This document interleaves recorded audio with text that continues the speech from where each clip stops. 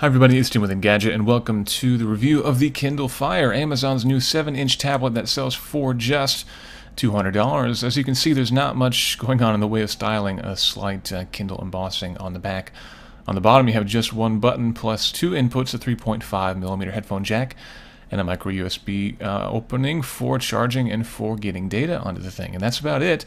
It looks exactly like the playbook. Now, you swipe that little arrow from one side to the other to unlock it, and that presents you with this view, which Amazon calls the carousel. This is basically all of your recent apps and books and movies and music. Basically everything that you've done recently is added to this big pile of stuff. And if there's anything that you like, you can add it to the favorites, which slot in down below. We do wish, however, that you could have multiple lists of things, books and music separated instead of just having one big list. But that is what it is.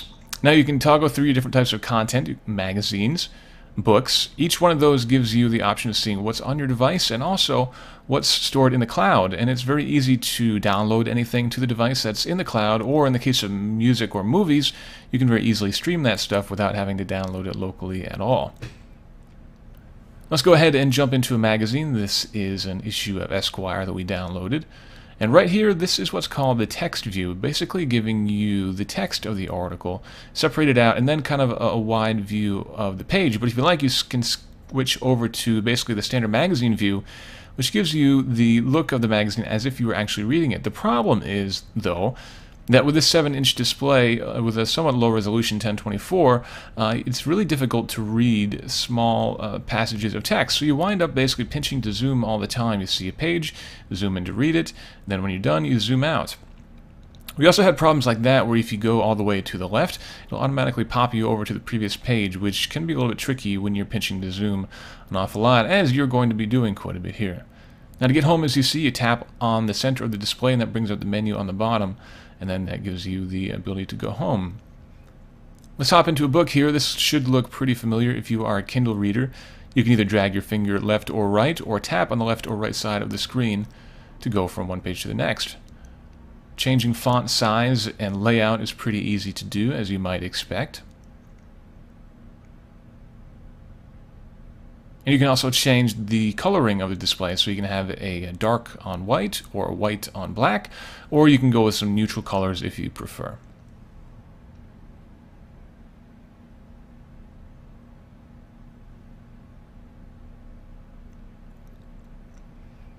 Now let's take a look at a children's book. There are quite a few to select from, and this one in particular looks really good because it's got bright colors and big text that's very easy to read even on this smallish lower resolution display. However, in some of the other children's books, it's a little bit harder to read. For example, there's a book here that kind of gives a storied history of bubblegum. And you can see the page here is actually pretty much impossible to read. In order to read any of these passages of text, you have to double tap on them. Pinching to zoom simply doesn't work. Double tap on any of those, though, and you get this big, ugly text box that comes up and makes it easier to read. It's better than not being able to read the text, of course, but pinching to zoom, I think, would have been a little bit more intuitive than double tapping to get a big text box.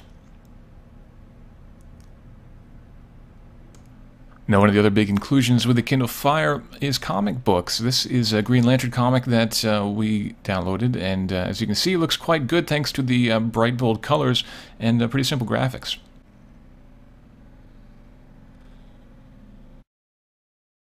But again, we have the same issue here occasionally with some text that's difficult to read. And again, when you're in the comic book reading app, you can't pinch to zoom. So, for example, here it's a little bit hard to read some of the text in the lower right. Double tap there and it zooms it in so you can read it better. Double tap again and it goes away.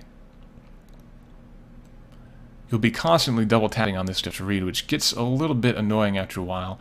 And as much as we find pinch to zoom annoying, at least you can do it in the magazine app. Here, as you can see, it doesn't do a thing. Now, just like other things, apps are in their own category here, and you can see the bookcase of all apps. And again, you can get a listing of apps that you've purchased but have not downloaded, or a list of the apps that are included. Long tap on any of them, and you can add it to your favorites, which again puts it in that little bookcase below the carousel for easy access. We'll go ahead and give you a look at perhaps the most common app of all time, Angry Birds. And as you can see, that this app was not really optimized for the Kindle Fire, so you can see that gray bar on the bottom with a little arrow. That's the only way to get back home again. But the game itself does run very well, and you can be killing pigs with ease. But again, a tap in the middle will do nothing. You got to tap down there to get home, which is a bit annoying. We would have liked to see some gestures or some buttons included. Now, overall, it's hard to be disappointed in the Kindle Fire. It is a great tablet, especially for $200. It's sure, the hardware is not that great. A dual-core 1 GHz processor is not going to win any awards at this point, especially when paired with only 512 megs of RAM. But ultimately, the Kindle Fire is impressive for what it is, and that is a very cheap tablet that will give you very easy access to all of your premium content accessed through Amazon, whether it be the Amazon Prime subscription for streaming video, or whether it be books and movies that you've purchased and want to download. So overall, not a world-conquering tablet, but for $200, it's pretty hard to go wrong.